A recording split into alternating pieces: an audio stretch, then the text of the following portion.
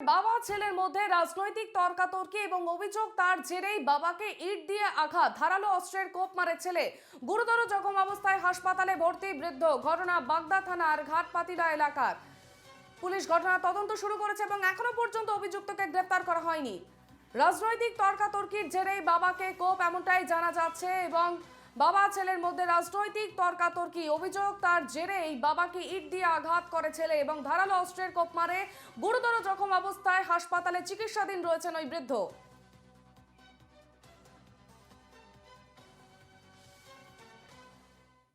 Party নিয়ে কোন party? এমনি ছেলে কি পার্টি করে? হ্যাঁ ছেলে কি পার্টি করে? টিএমসি আর কাকা বিজেপি করেন? বাবা বিজেপি করে বলে বাবাকে মেরেছে ছেলে?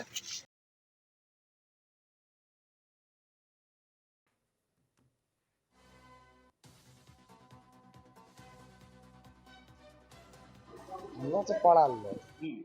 এই মুহূর্তে ওই বাপ বেটায় মারামারি করেছিল। কি নিয়ে মারামারি করে? ওই পার্টি নিয়ে হচ্ছিল। ছেলে কি পার্টি করে? ছেলে টিএমসি করে, আর বাবা? বাবা বিজেপি করে। মাঝে মাঝে অশান্তি হয়? মাঝে মাঝে এই নিয়ে হয় অশান্তি। আজকে কখন শুরু হয়েছিল জানেন? ওই সন্ধ্যার একটু পর পরে।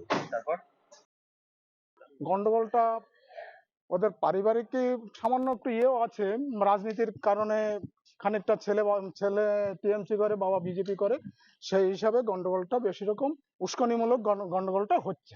হ্যাঁ, সেটা ওই পাট কাটা হেসো দিয়েই কুপিয়েছে। দেখুন, এই সমাজটাকেই নষ্ট করে দিয়েছে তৃণমূল। জাতি ভেদাভেদ, পরিবারে ভেদাভেদ, সবটাই ধ্বংস করে দিয়েছে। আজকে দেখুন, যে জন্ম দিয়েছে বাবা, ছেলে তৃণমূল, সে দল অন্য দল করতেই পারে, কারোর স্বাধীন রাষ্ট্রে কেউ অন্য দল করতেই পারে, কিন্তু সংসারের মধ্যেও এর আগুন লাগিয়ে দিয়েছে। এর নাম হলো তৃণমূল।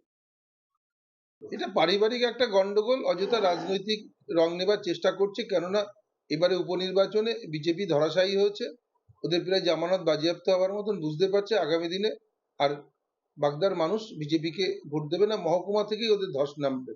অতএব সেই জন্য নানা রকম চক্রান্ত করছে, সন্দেশখালীর মতো চেষ্টা করছে নানা রকম ভাবে কমপ্লেন করে হেয় করবার জন্য। এতে কোনো কাজ হবে না।